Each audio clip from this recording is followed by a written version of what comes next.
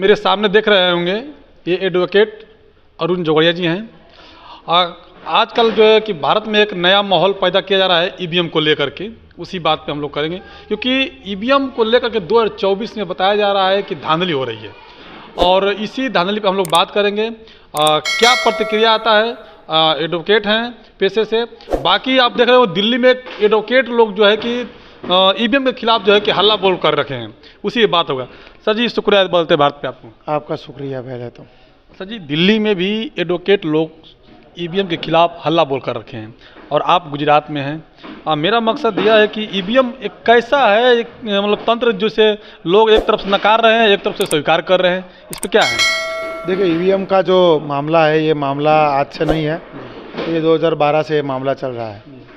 अगर कोई लोग स्वीकार कर रहे, कोई नकार कर रहे तो इसको हमें देखना होगा, क्योंकि लोकतंत्र है। लोकतंत्र के अंदर बहुमत ज़्यादा कारगर रहती है। तो अगर कौन नकार रहा है, कौन स्वीकार रहा है, तो मैं चाहूँगा कि अगर ये परसेंटेज देखा जाए तो बहुजन तबका है ये ईवीएम को नकार रहा है। जो सवर्ण तबका है वो उसको स्वीकार रहा है। लेकिन अब तो सवर्ण जो तबका है उसमें भी दो भाग बन चुके हैं। उसमें भी बहुत सारा सवर्णों के अंदर जो तबके हैं वो इसको नकार रहे हैं।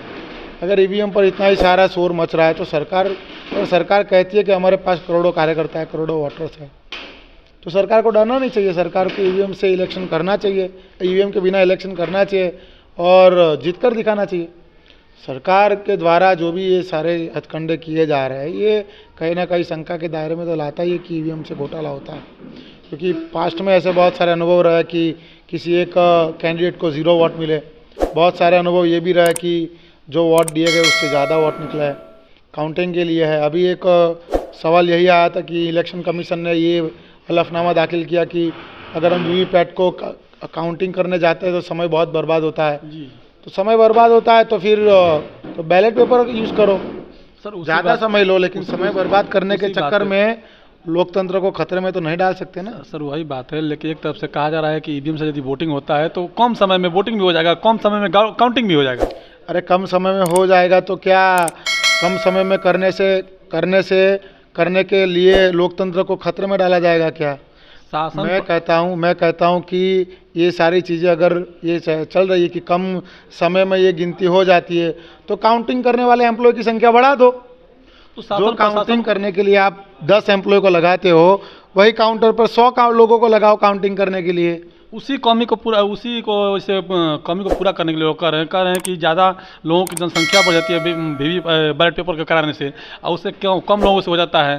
ज़्यादा लोगों को फिर सैलरी कहाँ से आएगा, लोग अफरा तफरी मच जाएगी, लोग उतना व्यवस्था नहीं हो पाएगा। नरेंद्र मोदी को देश की अर्थव्यवस्था की प्रॉब्लम समस्या दिख रही है तो नरेंद्र मोदी पहले तो विदेशों में जाने के खर्चे बंद कर दे। दूसरी बात, अगर उनको लगता है कि इतना सारा खर्चा होगा तो नरेंद्र मोदी की एक सभा होती है, करोड़ों रुपए का खर्चा होता है। जब नरेंद्र मोदी अब की एक सभा के लिए करोड़ों रुपए का खर्चा कर सकते हैं तो इलेक्शन के वोटिंग को काउंटिंग कराने के लिए ज़्यादा एम्प्लॉय को रखकर खर्चा नहीं कर सकते हैं क्या? देश के अंदर जब पोलियो के लिए पोलियो देना होता है तो सभी एम्प्लॉय लोगों को काम पर लगा दिया जाता है। तो इलेक्ट्रिक वोटिंग मशीन के ईवीएम में वोट काउंटिंग करने के लिए, बैलेट पेपर के लिए काउंटिंग करने की अगर बातें आएगी तो उसके लिए एम्प्लॉय को लगाया जा सकता है। एम्प्लॉय को लगाते हैं ना, बड़ी तादाद में लगाया जाता है।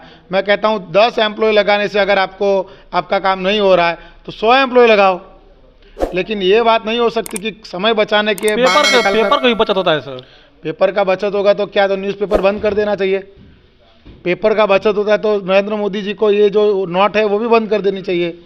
पेपर का बचत होता है तो नरेंद्र मोदी को जो बिल पास करते हैं वो पेपर में होता है वो भी बंद कर देना चाहिए।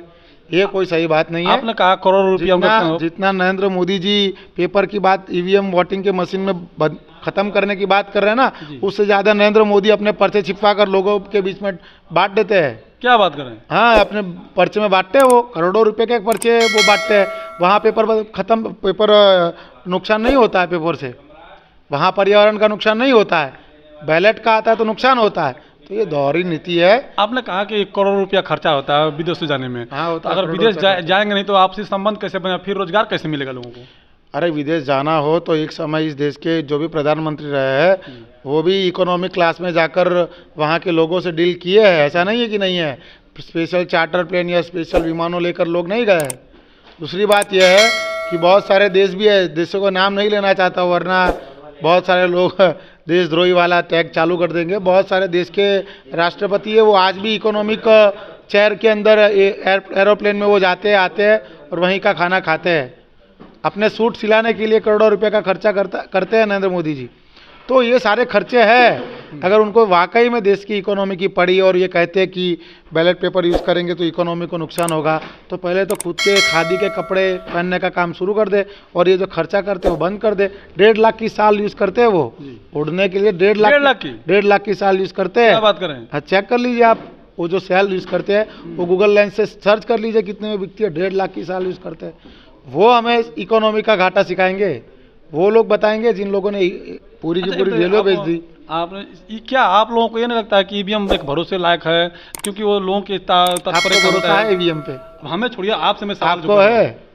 हमें तो भरोसा है सर। जो ये कहता है हमें भरोसा है, उसको भी नहीं है। नहीं है ना? जो देश मीडिया के अंदर चला। अच्छा, एक बात बताई जाए। चलिए, आज साइबर क्राइम के बहुत सारे केस है।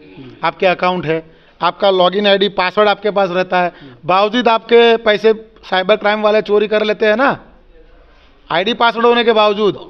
जो इलेक्शन कमीशन साइड जो कहते हैं कि आइए इस पे प्रूफ करके दिखाइए, तो लोग कोई ज़्यादा नहीं है। तो इलेक्शन कमीशन को अगर ये प्रूफ करने की अगर ये है, वो कहता है कि टेम्परिंग करने का, तो भारत के नागरिक हैकर नहीं है, वो हैकिंग नहीं करते हैं। ये तो कैसी बात हो गई कि आपने अभी तक चोरी नहीं की है, आप चोरी करके दिखाओ तो मानेंगे कि चोरी होती है। अरे जब हम चोर नहीं है तो हम चोरी कैसे करके दिखाएंगे? अगर ये बात सही है, साबित कैसे होगा? मैं कहता हूं अगर वो बात सही है तो वीवीपैट के जो पर्चियां है और ईवीएम के जो वोट है उसको मिलान किया जाए तो साबित हो जाएगा।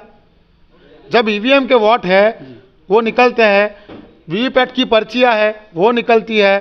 जब उस नरेंद्र मोदी जी बैलेट के लिए ये कह रहे हैं कि ये पेपर यूज होगा तो पर्यावरण को नुकसान होगा, तो वीवीपैट की पर्ची तो निकल गई, तब पर्यावरण का नुकसान नहीं हुआ। जब निकल ही गई है तो उसको काउंटिंग क्यों नहीं कर रहे हो आप? वो नहीं होता है तो नहीं होता, वही तो दिक्कत है। तो देखिए, जो है अरुण जोगड़िया जी हैं और पेशे से एडवोकेट हैं, हर जगह जो है कि एडवोकेट लोग इस वक्त जो है कि ईवीएम को लेकर के हल्ला बोल रखे हैं। मेरा मकसद इसीलिए था कि दिल्ली के जंतर मंतर पे भानु प्रताप से लेकर तमाम सारे जितने एडवोकेट हैं वह जो है कि हल्ला बोल कर रहे हैं ईवीएम को बंद कराने के लिए। महमूद पर्चा भी है सुप्रीम कोर्ट के वकील, आज ये गुजरात से हैं, इन्होंने भी कहा कि नहीं, ईवीएम जो है कि निष्पक्ष चुनाव नहीं करा सकता है। बाकी आप लोग क्या देखते हैं, कमेंट बॉक्स में अपना प्रतिक्रिया दीजिएगा। अब बदलते भारत पहली बार है तो चैनल को सब्सक्राइब कीजिए, लाइक कीजिए, कमेंट कीजिए, वीडियो को ज़्यादा शेयर कीजिए। फेसबुक पेज पर है तो हमें फॉलो कर सकते हैं। नमस्कार सर। आभार।